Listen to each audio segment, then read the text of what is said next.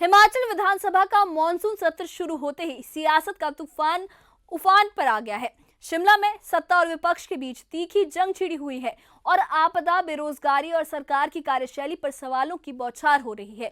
Monsoon की मार ने हिमाचल को तबाह किया है। मंडी में एक रात में 42 जिंदगियां छिन गई। सराज में सैकड़ों परिवार शेल्टर होम्स में हैं और सड़कें, बिजली, पानी की व्यवस्था चरमरा गई है। विपक्ष ने नेता प्रतिपक्ष जयराम ठाकुर के नेतृत्व में स्थगन प्रस्ताव का दांव खेलकर सरकार को घेरने की पूरी तैयारी कर ली है, तो दूसरी तरफ सीएम सुखविंदर सिंह सुक्खू और उनके मंत्रियों ने विपक्ष के आरोपों का जवाब देने के लिए कमर कस ली है।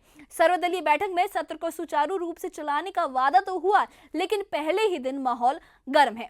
क्या ये सत्र आपदा प्रभावितों के लिए राहत लाएगा या ये सिर्फ सियासी शोर में खो जाएगा? आइए इस खास रिपोर्ट में हम आपको इस सियासी रण और आपदा की चर्चा की पूरी तस्वीर दिखाते हैं। देखिए ये खास रिपोर्ट। शिमला में हिमाचल विधानसभा के मॉनसून सत्र का आगाज हो गया। सत्र से पहले सर्वदलीय बैठक में सत्ता पक्ष और विपक्ष ने सत्र को सुचारू रूप से चलाने का वादा किया। विधानसभा अध्यक्ष कुलदीप सिंह पठानिया ने कहा कि दोनों दलों के प्रतिनिधि बैठक में शामिल हुए। सत्र लंबा है, विषय ज्यादा है, सभी को अपनी बात रखने का पूरा समय मिलेगा, लेकिन पहले ही दिन विपक्ष ने आपदा पर स्थगन प्रस्ताव लाने का ऐलान कर माहौल को गर्म कर दिया।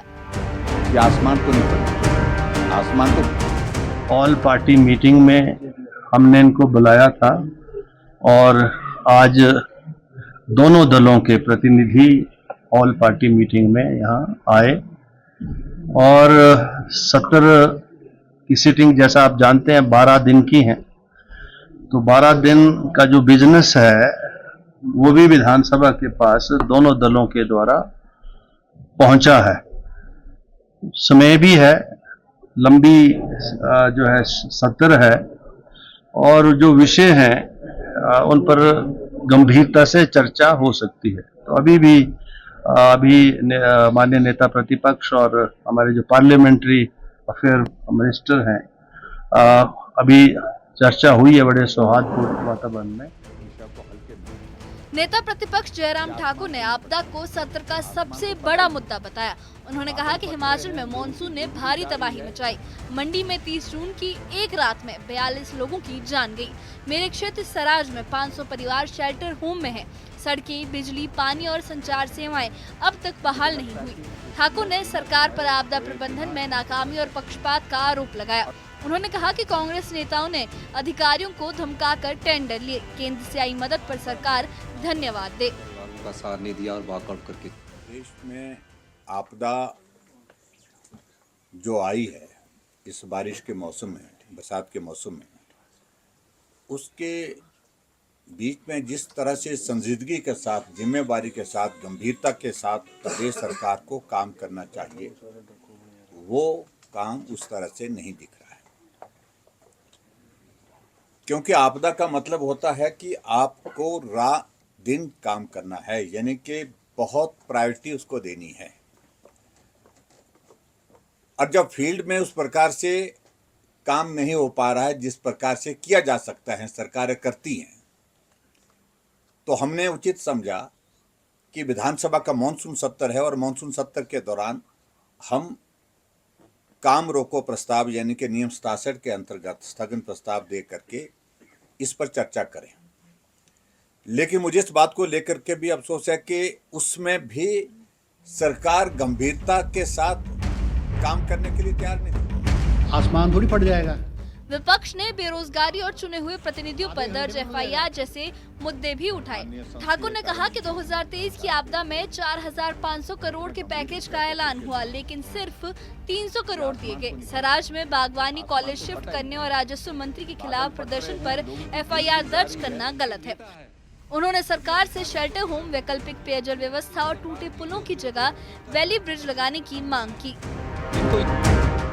सदन में सत्र की शुरुआत पूर्व विधायक गणेश दत्त भरवाल को श्रद्धांजलि और आपदा में मारे गए लोगों के लिए 2 मिनट के मौन के साथ हुई।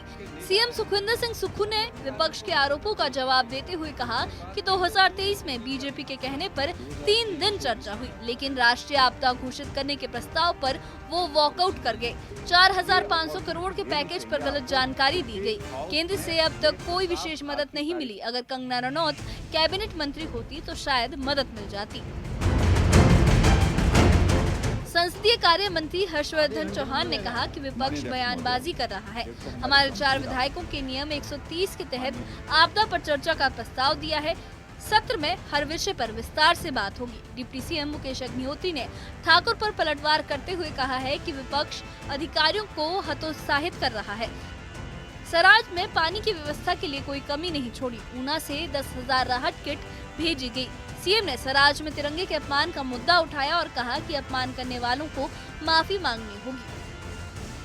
सरकार की ओर से कहना चाहूंगा कि हम विपक्ष को चाहेंगे कि विपक्ष जो है इस सदन में जो भी इश्यूज हैं, जो भी बात है, जो भी मुद्दे हैं, सरकार की त्रुटि है, सरकार की कमियां हैं, उनको सदन में रखे सरकार जो है उनको ठीक करने का और उचित जवाब जो है वो सरकार जो है वो देगी। और हम चाहते हैं इस सदन के माध्यम से जनता की आवाज़, जनता की पीड़ा, जनता की जो दिक्कतें हैं वो सदन के माध्यम से, चाहे कांग्रेस के विधायक हैं चाहे भाजपा के विधायक हैं, वो उसको उठाएं और हम जो है जवाब देंगे।